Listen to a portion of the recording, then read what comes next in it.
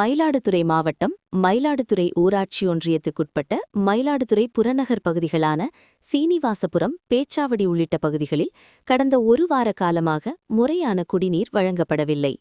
கொள்ளிடம் கூட்டு குடிநீர் வழங்கப்படாத நிலையில் அப்பகுதியில் வழங்கப்படும் உள்ளூர் குடிநீர் காவி நிறத்துடன் கலங்கலாக குடிப்பதற்கு தகுதியற்றதாக உள்ளது. இதனை பலமுறை சரிசெய்து தர வேண்டும் என்று பொதுமக்கள் கோரிக்கை விடுத்திருந்த நிலையில் ஊராட்சி ஒன்றிய நிர்வாகம் செய்து தரவில்லை. மேலும் தங்கள் பகுதிக்கு சாலை வசதி சரியில்லை என்றும் தெரிவித்து இன்று 100க்கும் மேற்பட்ட பெண்கள் மற்றும் பொதுமக்கள் காலி குடங்களுடன் சாலை மறியல் போராட்டத்தில் ஈடுபட்டனர். இதன் காரணமாக மயிலாடுதுறை திருவாரூர் முக்கிய சாலையில் போக்குவரத்து பாதிக்கப்பட்டது.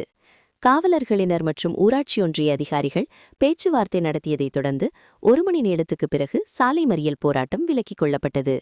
தங்கள் கோரிக்கை நிறைவேற்றாவிட்டால் தொடர் போராட்டத்தில் ஈடுபடப் போவதாக அப்போது அவர்கள் தெரிவித்தனர்.